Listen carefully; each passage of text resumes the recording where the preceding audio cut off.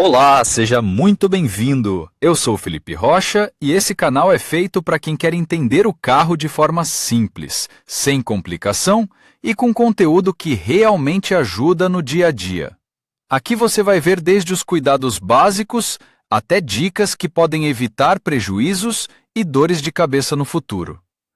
Já deixe o seu like, inscreva-se no canal e assista até o final, porque informação boa não pode passar História da batida. tecnologia. O primeiro UMER, nascido como resultado da desmilitarização parcial do utilitário esportivo militar HMMWV, M998, também conhecido como UMVEI, foi o UMER H1. Isso aconteceu em 1992 e, inicialmente, ele foi produzido na mesma linha de montagem do UMVEI. O H1 pode ser considerado um dos off-roaders mais brutais, e é bastante lógico que a empresa GM, que era a controladora do UMER, quis rapidamente expandir a linha com um carro semelhante ao H1, mas não tão terrível e inútil na vida cotidiana. Como resultado, em 2002, o UMER H2 foi produzido em uma fábrica especialmente construída em Indiana. A segunda fábrica no mundo, onde o H2 foi montado desde 2004, foi a nossa Kaliningrad Avtotor. A medida foi parcialmente forçada. Em termos de peso, o H2 não se enquadrava na categoria B e, em nossa fábrica, ele foi aliviado,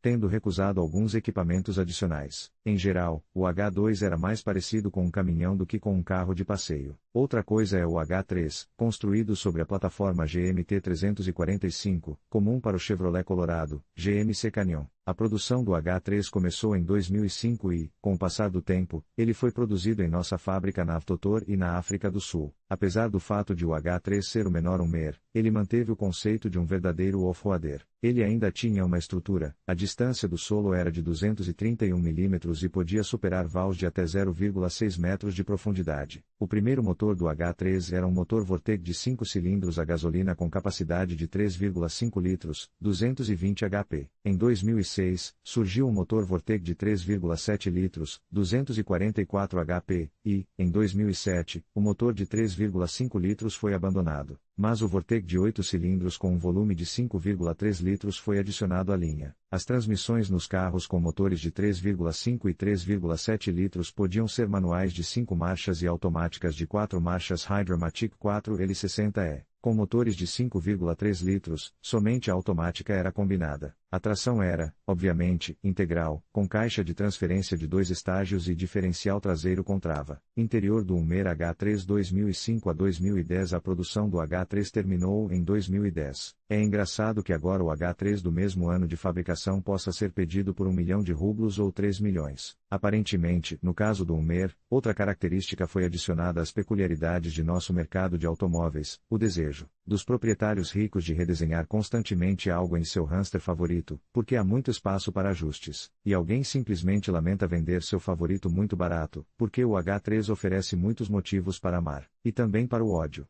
Vamos começar com as menores deficiências, que parecem não ser muito críticas, mas são bastante comuns nas avaliações. E o primeiro desses defeitos é o farol ruim. Tradicionalmente, os americanos não são muito bons com isso, e o UMER não é uma exceção. Provavelmente não faz sentido fazer muitas citações idênticas. O sentido é muito claro, portanto, apenas alguns exemplos. Luz fraca. Isso pode ser resolvido com a instalação de lâmpadas potentes, ou xenônio. Luz nativa muito ruim, nem farol alto nem farol baixo. Nos americanos, ainda é feito para que os PTFs sejam desligados no farol alto, nada pode ser visto, farol baixo mais PTFs, algo mais ou menos. Instalei faróis adicionais de farol alto. Em geral, a instalação de lâmpadas fora do padrão, outros faróis ou lustres adicionais geralmente é causada não por um desejo de aprimoramento, mas por uma necessidade grave. Embora isso não se torne mais legal. Agora vamos passar para o problema dos motores de 5 cilindros. Por mais estranho que pareça, isso não é padrão. Nas geadas, a ventilação do cárter pode congelar. E então acontece o que um dos proprietários do carro descreveu de forma breve e clara. Resumindo, depois de 35 graus, o respiro do motor, ventilação do cárter, congela e começa a espremer o óleo do retentor traseiro do virabrequim. Os problemas com o respiro começam em climas mais quentes, por isso alguém disse com razão: no inverno, se você não se preparar para a geada, pode estragar o motor. Percebi que o fundo do motor estava respingado de óleo bem a tempo. Sim, é melhor verificar com mais frequência para ver se o óleo está saindo. Não vou dizer que é um problema grave, mas ele definitivamente existe. Não consegui encontrar ninguém que dissesse algo sobre o excelente manuseio. É compreensível, o Hummer não chega nem perto da Ferrari, mas muitas pessoas estão satisfeitas com o fato de ser ótimo dirigir o H3 em uma rodovia reta, excelente dirigibilidade. Não é suave a ponto de adormecer ao volante, mas é elástica, como um trem. A sensação é ótima.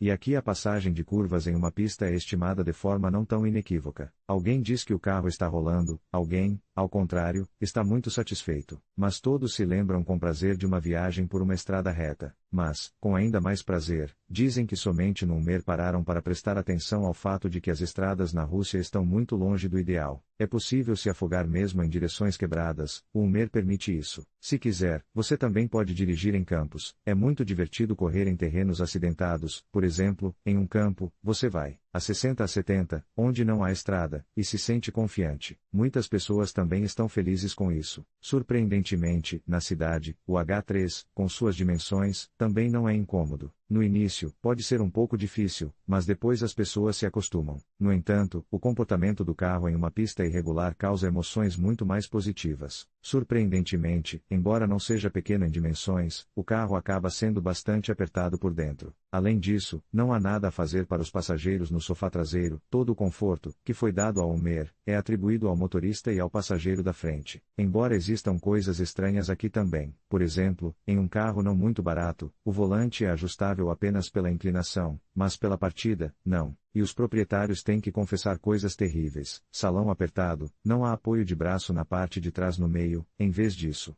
Há um porta-copos no meio, o que não é muito conveniente. É desconfortável para 3 pessoas. Salão sombrio, o plástico é muito duro e está em toda parte. O salão não brilha com espaço, foi sacrificado pelo design. Interior do Hummer H3 2005 a 2010 e o mais interessante é que o porta-malas do Hummer também é pequeno, e as pessoas reclamam disso. Com frequência, o porta-malas poderia ser um pouco maior. O porta-malas de um carro tão grande é muito pequeno, 1,5 vezes menor que o do Pafic e do Moave, Nissan Pathfinder e Kia Moave, respectivamente, nota do autor. É engraçado que, em uma das avaliações, o autor disse que não se importa com o tamanho do porta-malas, porque ele mesmo dirige um Ford Mondeo, e esse monstro comprou minha esposa. Ela gosta de jipes grandes, deixe-a dirigir com ele agora censurado, em nosso quintal. Ao mesmo tempo, ele admite que o porta-malas do Hummer é realmente pequeno. É claro que, com tração nas 4 rodas, redução de marcha na caixa de transferência e raízes que remontam ao exército americano, o Hummer é obrigado a dirigir onde os lobos têm medo de dormir. Mas, no caso desse carro, nem tudo é tão claro. Muitas pessoas reclamam de seu peso, dizem que o eixo dianteiro é facilmente enterrado e que nem todo trator pode puxar esse monstro. Mas aqui muito depende da habilidade do motorista, e o que o Hummer realmente tem de sorte são os ângulos de entrada e saída,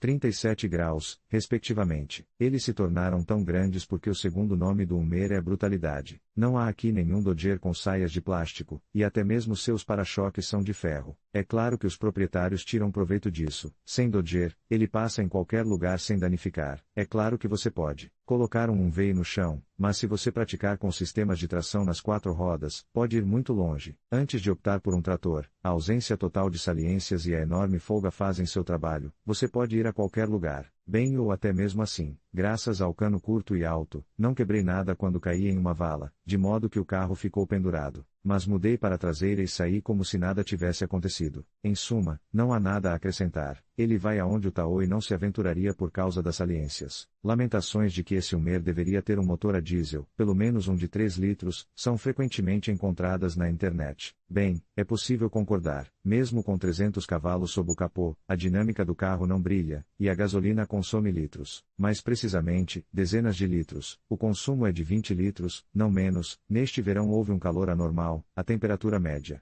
foi de mais 35 a 40, em um calor assim não é realista dirigir sem ar-condicionado, então o consumo foi de cerca de 30 litros. Eu abasteci 50 litros e não foi suficiente para 2 dias inteiros. Alguém cita números mais modestos. Cidade, cerca de 20 litros. Traça em uma velocidade de 100 a 120, cerca de 14 a 15, embora, para ser honesto, também seja bastante. Muito provavelmente, o consumo desses motores atmosféricos a gasolina depende muito da maneira de dirigir. Algumas pessoas declaram orgulhosamente que seu consumo foi de até 1 litro por quilômetro, mas isso é, obviamente, uma hipérbole, a qual somente os proprietários de um mar e pescadores podem chegar, mas, de qualquer forma, pelo menos 3,5 litros de volume do motor em conexão com 4 estágios do automático não podem tornar o H3 econômico, e o gemido de desespero tudo é muito agradável, exceto o consumo pode ser considerado bastante justo. Não sei se preciso comentar sobre isso, acho que o Hummer só foi comprado por causa de sua aparência. Mesmo agora ele é capaz de chamar a atenção, e mesmo há 10 anos ele fazia isso com facilidade e sem esforço. Apenas algumas citações. Carisma. Não se trata apenas da aparência extraordinária. Eu adoro a simplicidade e o bom gosto do interior. Algumas pessoas vão achar que ele é um pouco, ou muito, Carvalho. Eu acho que deveria ser exatamente assim. O carro, é claro, tem um grande carisma, todo mundo presta atenção, até tira fotos, não estou falando de respeito na estrada. O carro é incrivelmente carismático. Minha impressão pessoal é que o carro não foi feito por um marqueteiro para um consumidor, mas por um homem para um homem. Na vida, um homem deve fazer: 1. Construir uma casa. 2.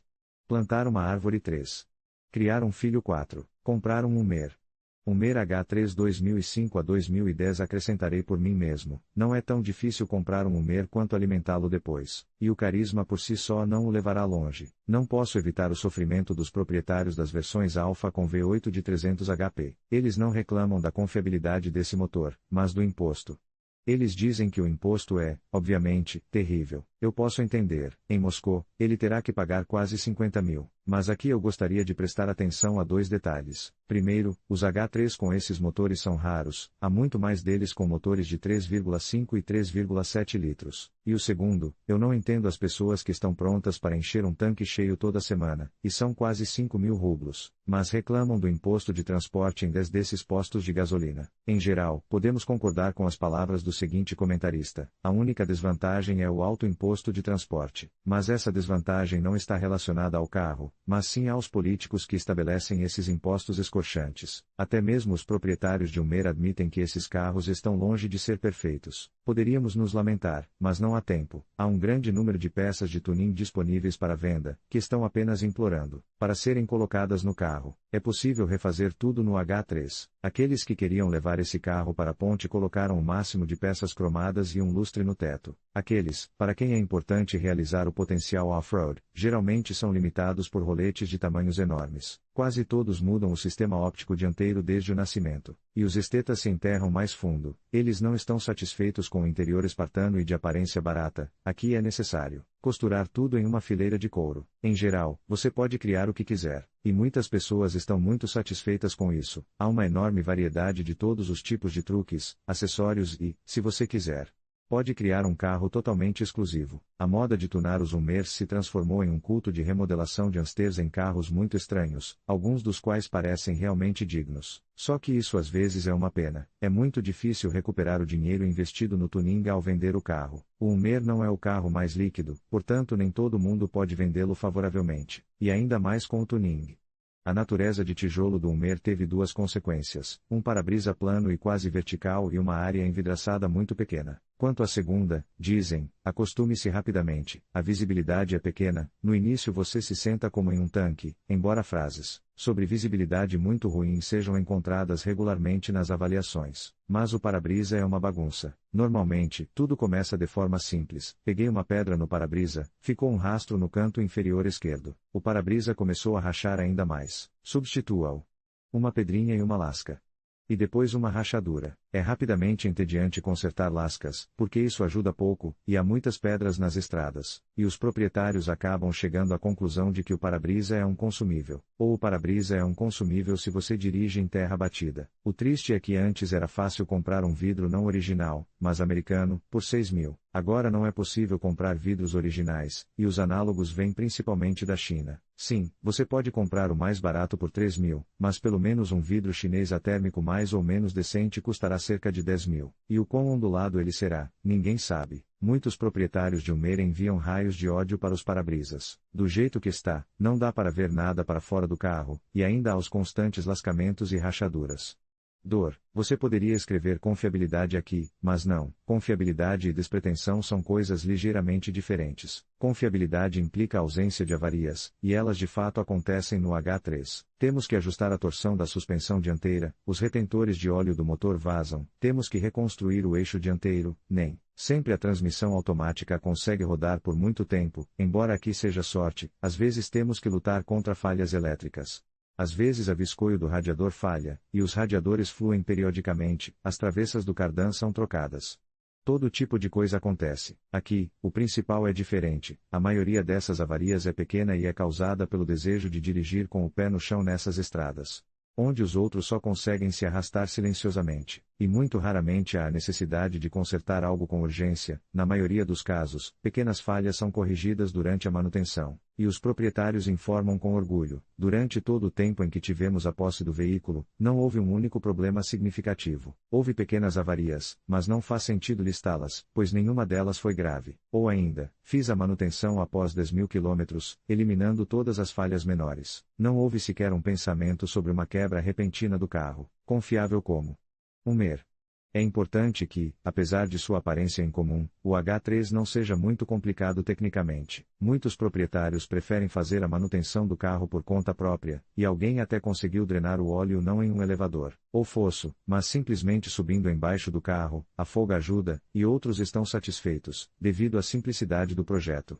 Qualquer mecânico de automóveis com cabeça e consciência pode fazer a manutenção do MER, e a MER geralmente perdoa essa atitude não premium em relação ao seu hardware. Muitas pessoas consideram até mesmo sua capacidade de digerir gasolina de 92º como uma vantagem. Dizem que o hamster não se importa tanto com tudo, que pode ser abastecido em qualquer lugar, receber manutenção e ir para onde você quiser. E os primeiros proprietários geralmente têm certeza: um dos carros mais confiáveis que já usei. Carro confiável. A história vergonhosamente silencia sobre os sofrimentos que os proprietários subsequentes experimentam após essa atitude. Mas se você decidir comprar o H3 de repente, é melhor dar uma olhada completa. De repente seu proprietário era um daqueles que acreditavam que o MER faria tudo. Em conclusão, ao considerar a compra do MER H3, é fundamental pesar os 5 motivos apresentados. Por um lado, sua robustez e estilo marcante podem atrair muitos, enquanto, por outro, os custos de manutenção e o consumo elevado de combustível podem ser desvantagens significativas. Avaliar suas necessidades e prioridades é essencial para tomar a melhor decisão. Se você busca um veículo que se destaque e tenha presença nas ruas, o MER H3 pode ser uma boa escolha. No entanto, se a economia e a praticidade são mais importantes para você, talvez seja melhor explorar outras opções. A decisão final deve refletir seu estilo de vida e suas expectativas.